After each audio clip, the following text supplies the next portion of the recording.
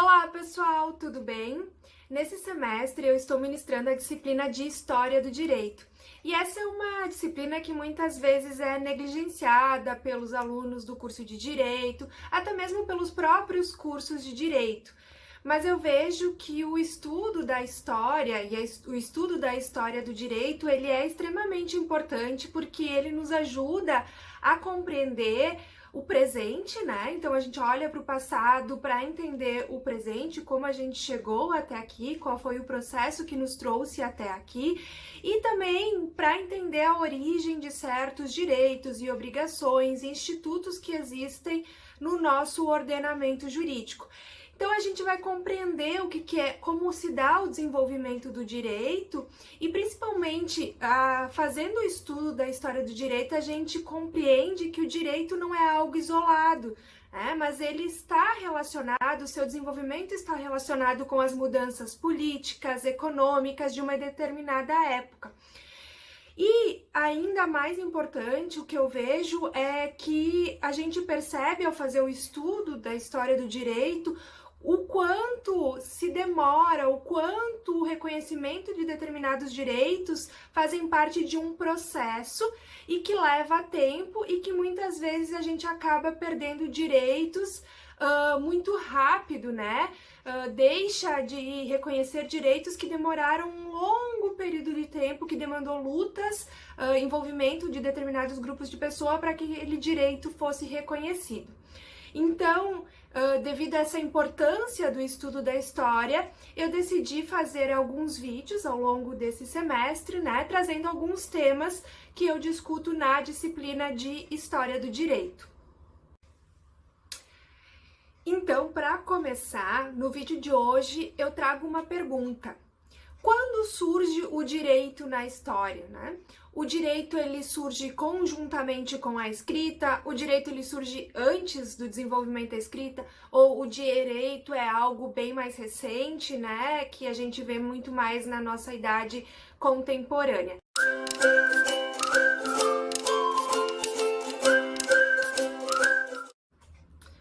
Por que eu perguntei para vocês se o direito ele nasce com a escrita, ou nasce antes ou nasce depois? Porque geralmente nós associamos o direito à escrita, né? Associamos o direito à existência de leis escritas, a um ordenamento jurídico, códigos e etc. De fato, pessoal, o desenvolvimento da escrita foi algo muito importante e que transformou a vida do ser humano.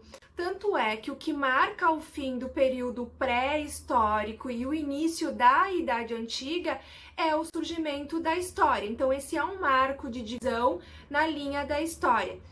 Agora, contudo, a gente pode dizer que é somente com o surgimento da escrita que vai se desenvolver o direito, que surge o direito? Essa é uma pergunta que tem um cunho filosófico, né? Porque quando eu pergunto quando surge o direito, isso traz um outro questionamento que é o seguinte: o que é o direito, né? O que eu posso chamar de direito? De fato, muitos juristas, né, que pertencem a uma corrente chamada positivista ou que fazem parte ou defendem o positivismo jurídico, eles reduzem o direito somente àquilo que está posto, aquilo que está em lei, aquilo que é legislado. Contudo, se a gente pensar no direito de uma outra forma, não somente associado à lei, a gente vai ver que o direito ele é uma forma de regular as relações sociais. Então, mesmo não havendo leis escritas, até as sociedades mais primitivas, as sociedades pré-históricas, havia normas, né, costumes tradicionais daquela sociedade que regulavam as suas relações e isso era passado de geração para geração. Então, mesmo que não houvesse a lei escrita, havia o costume que também, em certa medida, acaba sendo uma fonte do direito, uma prática reiterada que determinado grupo social faz, reproduz, executa, certo?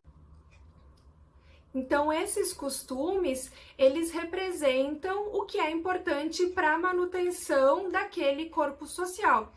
E, ao mesmo tempo, existem meios de constranger as pessoas para que elas seguissem determinadas condutas, determinados comportamentos, seja porque havia um temor em relação a poderes sobrenaturais, seja porque havia um medo da opinião pública, que seria, né, das demais pessoas que vivem naquela comunidade, ou por sanções impostas por aqueles que detinham o poder, seja o chefe da família, o chefe do clã, o grupo de anciões de uma comunidade. Então existiam mecanismos de constrangimento e existiam normas que eram importantes para manter aquele corpo social unido e desenvolvendo as suas atividades, funções, convivência e vida pessoal e vida pública. Agora vejam, pessoal, né? A diferença entre aquele direito mais primitivo em relação ao direito atual, muitas vezes ela vai estar no nível de abstração de uma determinada regra, tá?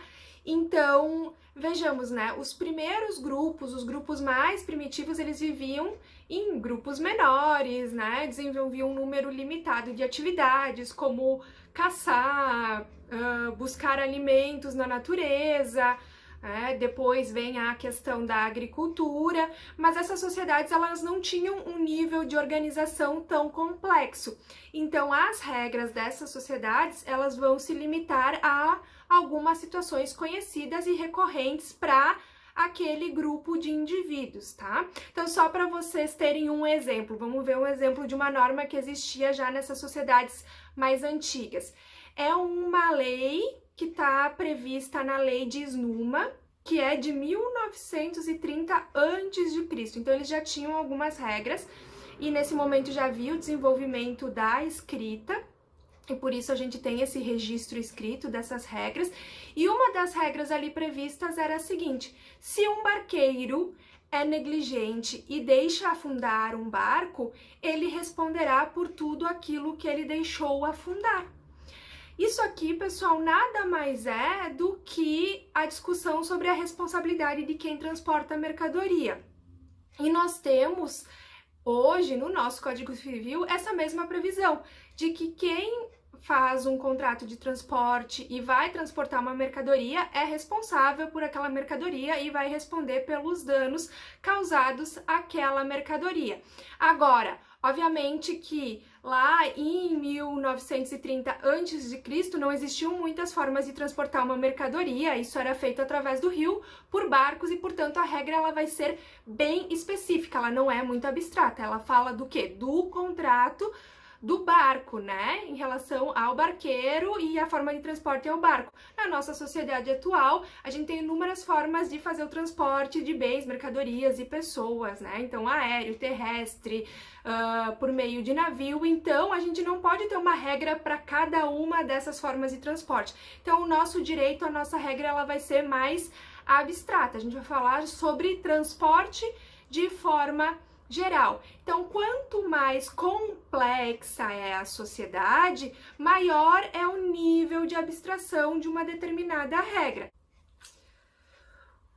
Um outro ponto importante, pessoal, que eu queria mencionar com vocês é que as primeiras grandes civilizações, as primeiras civilizações a desenvolverem a escrita foram justamente aquelas que primeiro se estabeleceram próximas a rios e puderam desenvolver a agricultura e, portanto, isso criou novas formas de organização daquela sociedade e tornou aquela sociedade para o período mais complexa, né, onde as pessoas desenvolviam atividades diferentes, então alguém plantava, alguém desenvolvia instrumentos para utilizar na plantação, um outro grupo de pessoas era quem fazia a proteção daquelas áreas, né? Então, a militarização também foi algo que aconteceu nesse período. Então, a sociedade se tornou mais complexa e por isso ali é onde vai se desenvolver primeiro a escrita e também essas leis escritas.